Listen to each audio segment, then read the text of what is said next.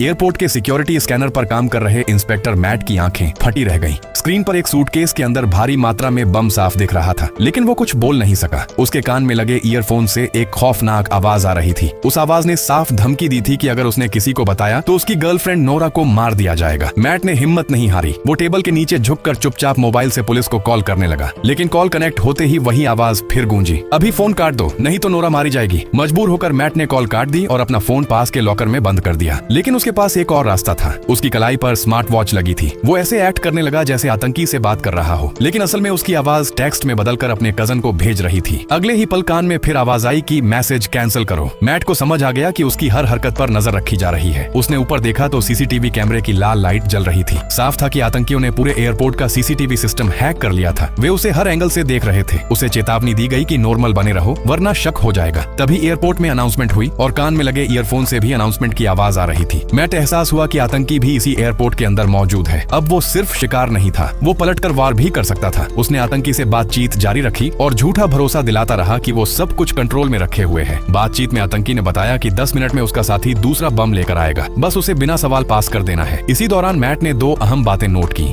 पास ही एक बच्चा रो रहा था और फोन पर बात करता शख्स कुछ चबा रहा था, जैसे खा रहा हो। मैट ने सामान ले जाने वाली बेल्ट रोक दी और ध्यान से आसपास देखा। थोड़ी दूरी पर एक महिला की गोद में बच्चा रो रहा था और पास के बार के सामने एक आदमी कुछ खा रहा था। उसके जबड़े बिल्कुल वैसा ही हिल रहे थे जैसा आवाज में सुनाई दे रहा था। मैट समझ गया कि यही आतंकी है। अब उसने चाल चली। बेल्ट रुकने से एक यात्री नाराज हो गया और झगड़ा करने लगा। मैट ने इसी बहाने पास खड़े पुलिस अफसर को बुला लिया। बहस के दौरान उसने यात्री का बोर्डिंग पास लिया और एक खास अदृश्य स्याही वाले पेन से उस पर आतंकी की जानकारी लिख दी। ये स्याही सिर्फ यूवी लाइट में दिखती है। पुलिस अफसर इशारा समझ गया। पास लेकर वो कंट्रोल रूम की तरफ बढ़ गया। मैट को थोड़ी राहत मिली, लेकिन जैसे ही उसने पलटकर देखा, आतंकी अपनी जगह से गायब था। तभी उसने देखा कि वही आदमी चुपचाप पुलिस अफसर के पास गया, कंधे से टकराया और आगे बढ़ गया। कुछ सेकंड बाद ही वो पुलिस अफसर हार्ट अटैक से जमीन पर गिर पड़ा। आतंकी ने मौका देखकर बोर्डिंग पास वापस उठा लिया। मैट को ठंडी नजर से देखा और शांति से वहां से निकल गया। मैट पूरी तरह टूट चुका था। अब उसके पास आदेश मानने के अलावा कोई रास्ता नहीं था। थोड़ी देर बाद लाल टोपी पहने आतंकी का साथी बैग लेकर आया। मैट ने बैग स्कैन किया। अंदर जो दिखा वो उसके करियर का सबसे खतरनाक बम था। मशीन ने खतरे का लेवल 99% दिखाया। फिर भी मैट ने कुछ नहीं कहा और बैग जाने दिया। किस्मत से लाल टोपी वाले का बोर्डिंग पास नीचे गिर गया। मैट ने उसे उठाया, नाम देखा और वापस कर दिया। अब वो अंदर से बिखर चुका था। अगर वो अलार्म बजाता तो उसकी गर्लफ्रेंड मारी जाती। अगर नहीं बजाता तो प्लेन में बैठे 250 लोग मर सकते थे। घबराहट में उसे चक्कर आया। वो टॉयलेट की तरफ भागा और उल्टी कर दी। तभी टॉयलेट का दरवाजा खुला और अंदर वही आतंकी खड़ा था।